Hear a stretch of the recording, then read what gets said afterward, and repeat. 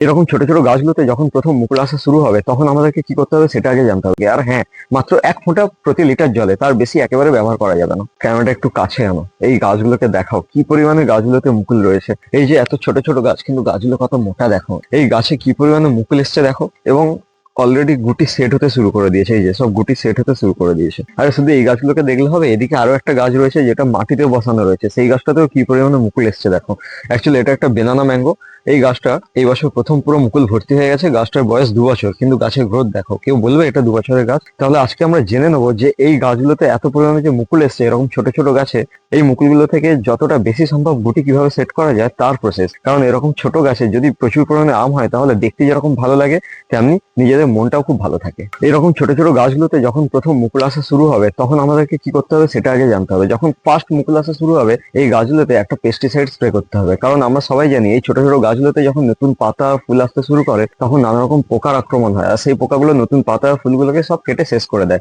সেই পোকার হাত থেকে বাঁচার জন্য প্রথমে এই গাছগুলোতে একটা পেস্টিসাইড স্প্রে করে দিতে হবে, যাতে ফুল এবং পাতাগুলো সুরক্ষিত থাকে।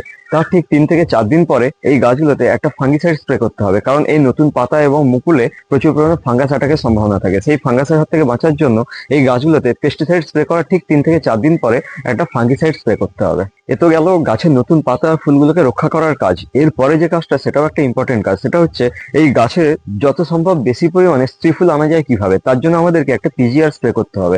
আমি যেটা স্প্রে করি সেটা হচ্ছে বুস্টার 2। বুস্টার 2 কিন্তু খুবই ভালো একটা পিজিআর। তবে কতটা নিতে হবে সেটাও জানতে হবে। প্রতি লিটার জলে 1 ফোঁটা বুস্টার 2 কখন স্প্রে করব? একেবারে ভোরবেলা, না হলে একেবারে বিকেল বেলা যখন সূর্যের তাপ থাকে না। দিনের বেলায় এই বুস্টার 2 গাছে স্প্রে করা যাবে না, তাহলে কিন্তু এই মুকুল বা নতুন পাতা এগুলো সব পুড়ে যাওয়ার সম্ভাবনা থাকে। আর হ্যাঁ, মাত্র 1 ফোঁটা প্রতি লিটার জলে, তার বেশি একেবারে ব্যবহার করা যাবে না। অনেকের ধারণা রয়েছে যে বুস্টার 2 একবার স্প্রে করলে, মানে যে কোনো পিজিআর গাছে একবার স্প্রে করলেই কাজ হয়ে যায়, কিন্তু না। বুস্টার 2 বা পিজিআর মিনিমাম 10 থেকে 12 দিন ছাড়া ছাড়া একবার এই সব গাছগুলোতে স্প্রে করতে হবে। তাতে কি হবে, গাছের স্ত্রী ফুলের পরিমাণ অনেক বেশি হবে, এবং যখন গুটি সেট হবে সেই বেশি পরিমাণে গুটি এই গাছে সেট হতে থাকবে। গুটি সেট হয়ে যাওয়ার পরেও আমাদেরকে পিজিআর স্প্রে করতে হবে, কারণ এই গুটিগুলো যাতে আরো তাড়াতাড়ি বেড়ে ওঠে এবং গুটিগুলো খুব তাড়াতাড়ি বড় হয়ে যায়। না হলে কিন্তু গুটি হওয়ার পরেও গুটি ঝরে যাওয়ার সম্ভাবনা থাকে। তাই 10 থেকে 12 দিন ছাড়া ছাড়া কন্টিনিউ আমাদেরকে এই গাছে পিজিআর স্প্রে করতে হবে।